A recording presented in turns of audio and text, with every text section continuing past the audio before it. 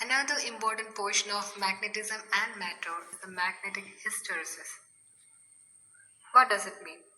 Magnetic hysteresis is the lagging of P behind H. Is the magnetic field and H is the magnetic field intensity. The hysteresis, the term denotes that there is a lag upward. We can see that even the magnetic field strength, that is the H, becomes 0, there is a value of P which is known as the retentivity.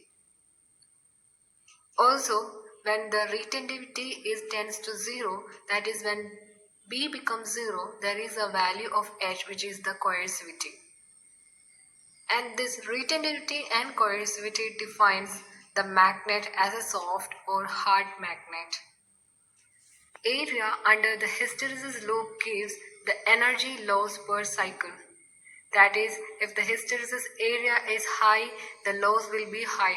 If it is less, the loss will be less.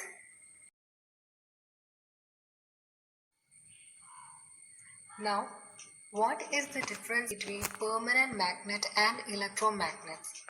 Substance which retain their ferromagnetic property for a long time is the permanent magnet, as well as the substance that magnet only when current flows through it. It is the electromagnets. The example is solenoid of soft iron core.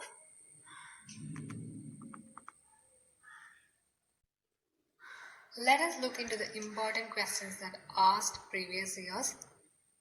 Number 1. Core of electromagnets are made of ferromagnetic material which has A.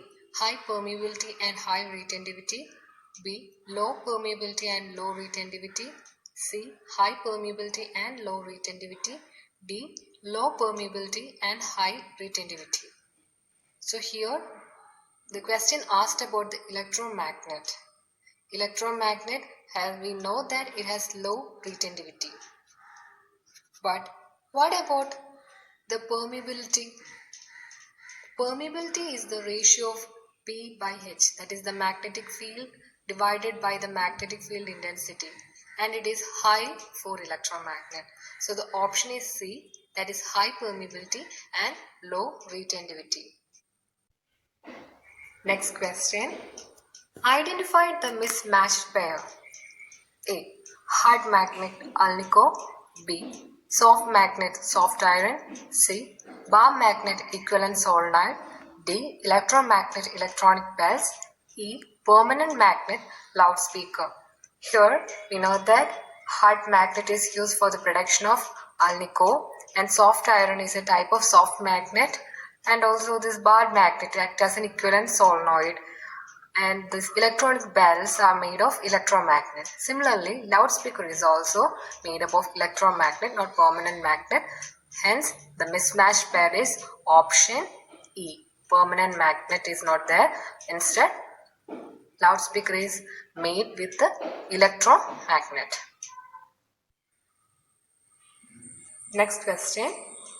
In a permanent magnet at room temperature, magnetic moment of each molecule is 0. B. The individual molecules have non-zero magnetic moment which are perfectly aligned. C. Domains are partially aligned. D. Domains are perfectly aligned. Here the answer will be option C. Domains are partially aligned in a permanent magnet at room temperature. Next is also a previous year question, that is, electromagnets are made of soft iron because soft iron has. What are the properties? Option A, low susceptibility, low retentivity, high susceptibility, low retentivity. C, high susceptibility, high retentivity. D, susceptibility, high retentivity. Here, we know that the retentivity is low and the susceptibility will be high. Susceptibility is the ratio of intensity of the magnetization to the magnetic field intensity. That is, it has no units. So the option will be high susceptibility, low retentivity. Okay. The magnetic induction and intensity of the magnetic field inside an iron core of an electromagnet are 1 Weber meter raised to minus 2 and 150 ampere per meter respectively. The relative permeability of iron is given that mu 0 means the absolute permeability, its value is known, that is a 4 pi into 10 raised to minus 7. Here given the B value, that is 1, as well as H value 150, and we know that B is equal to mu 0 mu R H. From that mu R, that is the relative permeability, equal to B by mu 0 H. Substituting, we will get 10 cube by 6 pi. Okay, this will be the answer. Next question is from superconductors. Superconductors are A. Most exotic diamagnetic material, B. Ferromagnetic material with low resistivity, C. Paramagnetic materials at high temperature, and D. None of these. Here the answer is A. Most exotic diamagnetic materials are the superconductors. Because when these materials are cooled to very low temperature, they exhibit both perfect conductor and perfect diamagnetism. So the answer is option A. Question. Nickel shows ferromagnetic property at room temperature. If the temperature is increased beyond Curie temperature, what will happen? A. Paramagnetism, B. Diamagnetism, C. Antiferromagnetism, and D. No magnetic property. So nickel, we know that it's a ferromagnetic material. When it is increased beyond the Curie temperature, change to paramagnetism. Right. So the right answer will be option A, paramagnetism. Next question. A paramagnetic liquid is taken in a U-tube and arranged so that one of its limb is kept between pole pieces of the magnet. The liquid level in the limb, what will happen? That is, there is a U-shaped tube, and here a paramagnetic liquid is taken, and in between the limb they have kept a pole, and what will happen? The liquid level in the limb, option A goes down, B up, C same, D first goes down and then rises. The answer will be answer B, up, that is liquid rises up in the part of the tube which is in between the poles. Chi1 and Chi2 are the susceptibility of the paramagnetic materials having the temperature T1 and T2 respectively.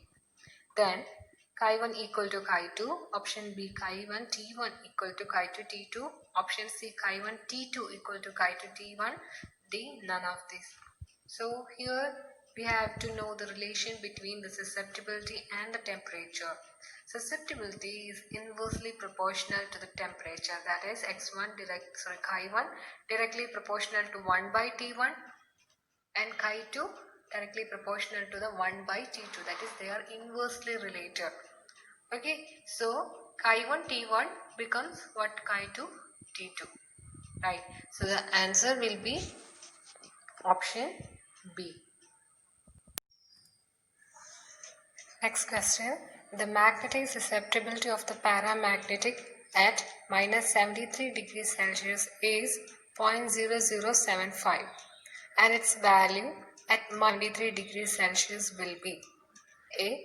0.0030, B. 0.0075, C. 0.0045, D. 0.015. Here the relation will be Chi1 T1 equal to Chi2 T2. Okay, moving to next slide, you can see that Chi2 equal to Chi1 into T1 by T2. Then substituting, we will get 0.015, that is the option D. Option D will be the right answer.